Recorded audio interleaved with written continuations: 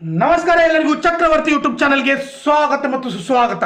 ನನ್ನೆಲ್ಲ ಶಿಕ್ಷಕ ಆಕಾಂಕ್ಷಿಗಳಿಗೆ ಚಕ್ರವರ್ತಿ ಮಾಡ್ತಕ್ಕಂಥ ನಮಸ್ಕಾರಗಳು. ಯಾಕಪ್ಪ ಅಂದ್ರೆ ಎಲ್ಲರೂ ಕೂಡ ನೀವು ಶಿಕ್ಷಕರಾಗಬೇಕಂತ ಅನ್ಕೊಂಡಿದ್ದೀರಿ. ನಾನು ಕೂಡ ಒಬ್ಬ ಶಿಕ್ಷಕನಾಗಿ ನಿಮಗೋಸ್ಕರ ನಿಮ್ಮ ಮನದಾಳದ ಮಾತುಗಳನ್ನು ತರೆದಿಡೋದಕ್ಕೆ ಬಂದಿದ್ದೀನಿ. ಯಾಕಂದ್ರೆ ತಪ್ಪು ನಮ್ದಲ್ಲ, ತಪ್ಪು ನಿಮ್ಮದು. ಯಾಕಂದ್ರೆ ಸ್ಪರ್ಧಾ ಕಾಶಿಯವರು ಹೋರಾಟಕ್ಕೆ ಬನ್ನಿ ಹೋರಾಟಕ್ಕೆ ಬನ್ನಿ ಹೋರಾಟಕ್ಕೆ ಬನ್ನಿ ಅಂತಂದು ಕರೆದಾಗ ಯಾರೂ ಕೂಡ ಹೋಗಲಿಲ್ಲ. ಕೆಲವೊಂದಿಷ್ಟು ಜನ ಹೋದ್ರಿ, ಕೆಲವೊಂದಿಷ್ಟು ಜನ ಮಾತ್ರ ಹೋದ್ರಿ, ಆದರೆ ಯಾರೂ ಕೂಡ ಹೋಗಲಿಲ್ಲ.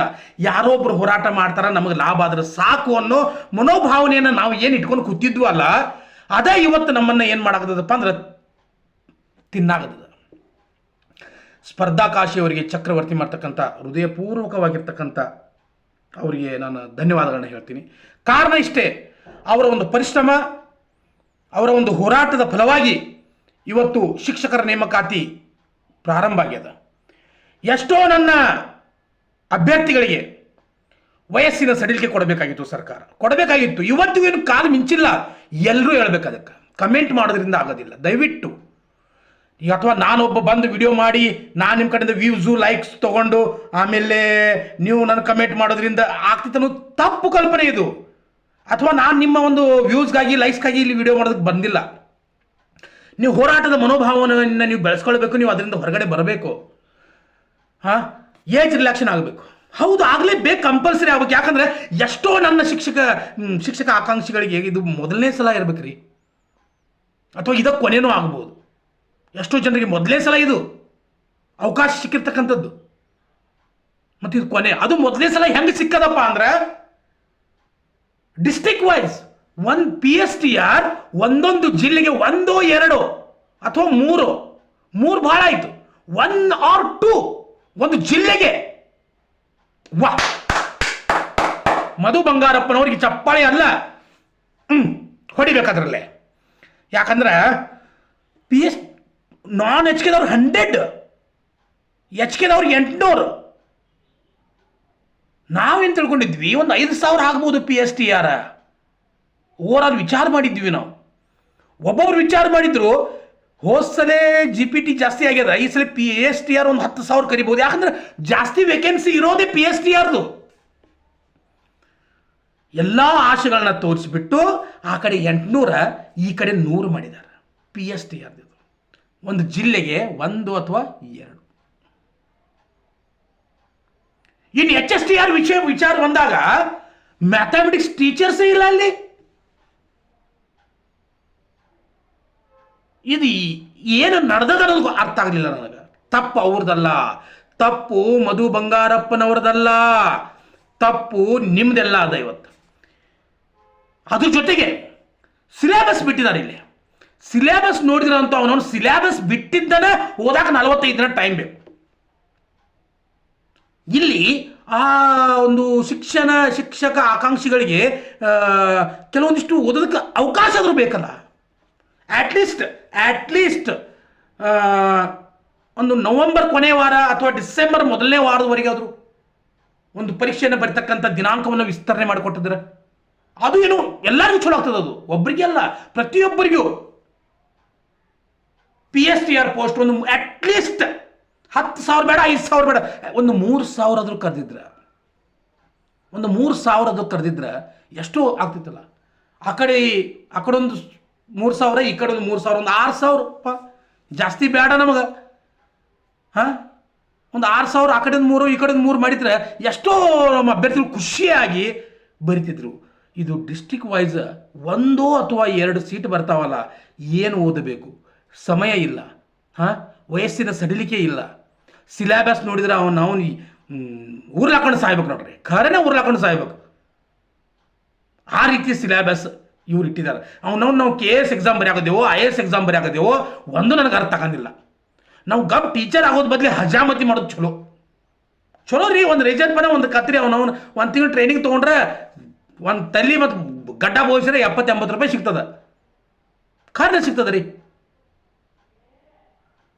ಎಷ್ಟೋ ಮಂದಿ 2015ರಿಂದ ರೀ, 2015ರಿಂದ PSTRನ ಕಾಯ್ಕೋತ ಕೂತಾವ್ರೆ ಎಷ್ಟೋ ಜನ ನನ್ನ ಸಹೋದರಿಯರಿದ್ದಾರೆ. ಹಾಂ, ಗಂಡ ಮಕ್ಕಳ ಎಲ್ಲ ಬಿಟ್ಟು ಮನ್ಯಾಗ ಓದ್ಕೋತ ಕೂತಿದಾರ. ಅದ್ರ ಸಂಬಂಧ ಹಾದಿ ಕೈಯಾಗದಾರ. ಹಾಂ, ಕೋವಿಡ್ ನಂತರ ಕೋವಿಡ್ ಮತ್ತೊಂದು ಹೇಳ್ತೀನಿ ನಿಮ್ಗೆ ನಾನು, ಇದೇನು ಕೋವಿಡ್ ಅನ್ನೋ ಮಹಾಮಾರಿ ಬರ್ತಲ್ಲ, PUC ಸೆಕೆಂಡ್ ಅವ್ರದ್ದು ಏನೂ ಬರೆಯಕ್ಕೆ ಬರಲ್ದ ಅವ್ರಿಗೆ 99% ಆದ್ರಿ ಕೋವಿಡ್ನ್ಯಾಗ. SSLC ದವ್ರದ್ದು 100 out of 100 SSLC ದವ್ರಿಗೆ ಕೋವಿಡ್ದಿಂದ. ಆ ಕೋವಿಡನ್ನು ಗಮನದಲ್ಲಿಟ್ಕೊಂಡು DED ಮಾಡಿದವರಿಗೆ PSTR ಪರೀಕ್ಷೆಯನ್ನು ಬರೀತಕ್ಕಂಥವ್ರಿಗೆ ಏನಾದರೂ ಒಂದು ಅವಕಾಶ ಮಾಡಿಕೊಡ್ತಕ್ಕಂಥ ವ್ಯವಸ್ಥೆಯನ್ನು ಈ ಸರ್ಕಾರ ಮಾಡಬೇಕಾಗಿತ್ತು. ಈ ಮಧು ಬಂಗಾರಪ್ಪ ಮಾಡಬೇಕಾಗಿತ್ತು. ಇವನು ಹಿಂಗೆ ಕೂದಲಾಗಿ ಬಿಟ್ಕೊಂಡು ಮಾಡಬೇಕಾಗಿತ್ತಲ್ಲ. ಕೋವಿಡ್ನಾಗ ಎಷ್ಟೋ ಜನ ಹಾಳಾಗಿ ಹೋದ್ರು. ನನ್ನ ಈ DED ಮಾಡಿದವರು ಎಷ್ಟೋ ಜನ ರೀ ಇವತ್ತು ಕರೀತಾರೆ ತಿಳ್ಕೊಂಡು ಇಲ್ಲಿ ಸಲದ ಆ ಕಡೆ ಎಲ್ಲ ಕಡೆ ಕೆಲಸ ಮಾಡ್ಕೊತ ಎಷ್ಟೋ ಜನ ಸತ್ತು ಹೋದ್ರಿ. ನಾವು ಗೌರ್ಮೆಂಟ್ ಟೀಚರ್ ಆಗ್ತೇನೋ ಆಸೆ ಇಟ್ಕೊಂಡು ನೀವು ಕಾಲ್ಫಾರ್ಮ್ ಮಾಡಲಿಲ್ಲಲ್ಲ. ಈ ಮಧು ಬಂಗಾರಪ್ಪ, ಈ ಸರ್ಕಾರಗಳು, ದರಿದ್ರ ಸರ್ಕಾರಗಳು ಅದಾವಲ್ಲ, ಕಾಂಗ್ರೆಸ್, BJP, JDS, ಇವು ಕಾಲ್ಫಾರ್ಮ್ ಮಾಡಲಿಲ್ಲ. ಎಲ್ಲಾರ್ದು ಜೀವನ ಎಲ್ಲಾರ್ದು DED ಮಾಡಿದ್ರು ಕುತ್ತಿಗೆ ಹಿಡಿಸಿಕೊಂಡ್ರಲ್ಲ ನೀವು. ಯಾಕ್ರೆ DED ಕಾಲೇಜ್ಗಳನ್ನ ಇಟ್ಟಿದ್ರಿ? ಏನು ಮಾಡಕ್ಕೆ ಇಟ್ಟಿದ್ರಿ ಅವನ್ನ? ಆ DED ಕಾಲೇಜ್ಗಳನ್ನ ಲಾಂಚ್ ಮಾಡ್ರಿ. ಇಲ್ಲಿ ಹೋಗ್ರಿ, ವೈಶಾವಟಿಗೆ ದಂಧೆ ನಡ್ಸೋಗ್ರಿ. ಅಲ್ಲಿ ಹೋಗಿ DED ಕಾಲೇಜ್ಗಳನ್ನ ಯಾಕೆ ಮಾಡ್ಕೊಂಡ್ಬಿಟ್ರಿ? ಸಾಯಾಗದಾರಲ್ಲ ಎಲ್ಲ ಜನ, ಆಸೆ ಆಕಾಂಕ್ಷೆಗಳನ್ನ ಇಟ್ಕೊಂಡು ಕೂತಿದ್ರು. ಯಾವುದೂ ಬದಲಾವಣೆ ಆಗಂಗಿಲ್ಲ. ಸ್ಪರ್ಧಾ ಕಾಶಿ ಅವ್ರು ಭಾಳ ಚಲೋ ಮಾಡಿದ್ರು ಅವ್ರಿಗೆ ಏನು ಅನ್ನಕ್ಕೆ ಬರೋದಿಲ್ಲ, ಯಾಕಂದ್ರೆ ಎಲ್ಲ ಮಾಡಿದ್ದವ್ರೆ. ಇವತ್ತು ನಾನು ಹೇಳ್ತೀನಿ ಇದನ್ನ, ಏನು ನಾವೊಬ್ಬ ವಿಡಿಯೋ ಮಾಡೋದ್ರಿಂದ ಯಾವುದೂ ಆಗಂಗಿಲ್ಲ.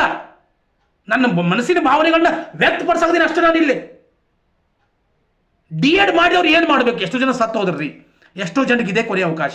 ಎಷ್ಟೋ ಜನರಿಗೆ ವಯಸ್ಸಿನ ಒಂದು ಸಡಿಲಿಕೆ ಇಲ್ಲದ ಎಕ್ಸಾಮ್ ಬರೆಯೋಕ್ಕಾಗ್ತಾ ಇಲ್ಲ. ಎಷ್ಟೋ ಜನ ಎಲ್ಲ ಇದ್ರೂ ಕೂಡ ಅಪ್ಲಿಕೇಶನ್ ಹಾಕಂಗಿಲ್ಲ. ಯಾಕ? ಇವ್ರ ಸಿಲೆಬಸ್ ಆಟ ದೊಡ್ಡದ. ಅದ್ರ ಜೊತೆಗೆ ಸಿಲೆಬಸ್ ಆಯಿತು, ಸಮಯ ಯಾರಪ್ಪನ ಮನೆ ಆಸ್ತಿ ಇದು, ಅದನ್ನು ಕೂಡ ಕೊಟ್ಟಿಲ್ಲ. ಅವನವನು ಇವ್ರು ಇಲೆಕ್ಷನ್ದಾಗ ಗೆಲ್ಲಬೇಕಂದ್ರೆ ವರ್ಷ ಎಲ್ಲ ಪ್ರಚಾರ ಮಾಡ್ತಿರ್ತಾರೆ ನೋಡ್ಬೇಕ್ರಿ. ಇವತ್ತು ಚಾಲು ಆಯ್ತು, ವರ್ಷ ಎಲ್ಲ ಇವ್ರದ್ದು ಮುಂದಿನ ಸಲ ಇಲೆಕ್ಷನ್ ಬತ್ತು, ಹಂಗಾತು ಹಿಂಗಾತು ಪ್ರಚಾರ ಮಾಡ್ಕೊಂಡು ದುಂಡೆ ಹಾಕ್ತಿರ್ತಾರೆ. ನಾವು ಶಿಕ್ಷಕರಾಗಕ್ಕೆ ಒಂದು 3-4 ತಿಂಗಳು ಟೈಮು ಕೊಡಂಗಿಲ್ಲ, ಓದಕ್ಕೆ ಕೊಡಂಗಿಲ್ಲ. ನೀವು ಇಡೀ ರಾಜ್ಯ ಲೂಟಿ ಮಾಡಕ್ಕೆ ವರ್ಷ ಎಲ್ಲ ಬೇಕು ನಿಮ್ಗೆ. ನಾವು ವಿದ್ಯಾರ್ಥಿಗಳನ್ನ ಭವಿಷ್ಯವನ್ನು ಸೃಷ್ಟಿ ಮಾಡೋದಕ್ಕೆ, ನಾವು ಶಿಕ್ಷಕರಾಗೋದಕ್ಕೆ, ಸರ್ಕಾರಿ ಶಿಕ್ಷಕರು ಏನೋ ಆಸೆ ಇಟ್ಕೊಂಡು ಕೂತಿದ್ದೇವಲ್ಲ, ನಮಗೊಂದು 3-4 ತಿಂಗಳು ಓದೋದಕ್ಕೆ ಸಮಯದ ಅವಕಾಶವನ್ನು ಕೂಡ ಕೊಡೋದಿಲ್ಲ. ನಿಮ್ದು ನಾಚಿಕೆ ಬರ್ಬೇಕ್ರಿ ಸರ್ಕಾರಕ್ಕೆ.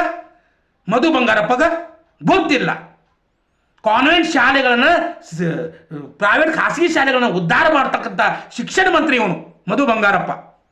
ಅದಕ್ಕೆ ಇಂಗ್ಲೀಷ್ ಮೀಡಿಯಂದವ್ರಿಗೆ ಅವಕಾಶಗಳನ್ನ ಹೆಚ್ಚು ಮಾಡಿಕೊಟ್ಟಿದ್ದಾನೆ ನಾವು. ಇನ್ನೂ ಏನಿಲ್ದ, ಮತ್ತೆ ಎದುರಾಗ ಏನಿಲ್ದ ಮಾಡಿಕೊಟ್ಟಿದ್ದಾನೆ ಅವ್ರಿಗೆ. ಮತ್ತು ಕನ್ನಡ ಶಾಲೆಗಳು ಎದಕ್ಕದಾವ? ಮುಚ್ಚಿಬಿಡ್ರಿ ಅವನ್ನೆಲ್ಲ, ಹೋಗಲಿ ಹೇಳಿ ತಿನ್ಕೋತ ಹೋಗಲಿ. ಎಲ್ಲ ಶಾಲೆಗಳು ಬಂದ್ ಮಾಡ್ರಿ. ಅವ್ನು ಕನ್ನಡ ಶಾಲೆ, ಕನ್ನಡ ಮಾಧ್ಯಮದಲ್ಲಿ ಕಲ್ತಕ್ಕಂಥವ್ರು ಭವಿಷ್ಯ ಸರ್ವನಾಶತೆ ಹೇಳಿಬಿಟ್ರಿ, ಘೋಷಣೆ ಮಾಡಿರಿ, ಪ್ರೆಸ್ ಕರೆದು ನೀವೆಲ್ಲ. DED ಮಾಡಿದವ್ರ ಭವಿಷ್ಯಗಳನ್ನ ಹಾಳು ಮಾಡಿಬಿಟ್ರಿ. 100% ಹಾಳು ಮಾಡಿಬಿಟ್ರಿ. ನೋವಾಗ್ತದೆ ರೀ ಮನಸ್ಸಿಗೆ, 100% ನೋವಾಗ್ತದ. ಯಾಕಂದ್ರೆ ನಾನು ಕೂಡ ಅದರಿಂದ ಬಂದವನು ಅದರಿಂದ. ನನ್ನ ಸ್ನೇಹಿತರು ಕೂಡ ಹೋಗಿದಾರೆ ಮ್ಯಾಗ. ಇದು ಆಸೆ ಇಟ್ಕೊಂಡ ಬೇರೆ ಕೆಲಸ ಮಾಡಕ್ಕೆ ಹೋಗಿ ಅನಾಹುತಕ್ಕೆ ಒಳಗಾಗಿ ಎಕ್ಸ್ಪೀರಿಯನ್ಸ್ ಇರೋದಿಲ್ಲಲ್ರಿ, ಅನುಭವ ಇರೋದಿಲ್ಲ ಪಾಪ. ಮತ್ತೆ ಬರ್ತೀನಿ. ಜೈ ಹಿಂದ್, ಜೈ ಕರ್ನಾಟಕ ಮಾತೆ. ಹೋರಾಟದ ಮನೋಭಾವವನ್ನು ಬೆಳೆಸ್ಕೊಡ್ರಿ ದಯವಿಟ್ಟು.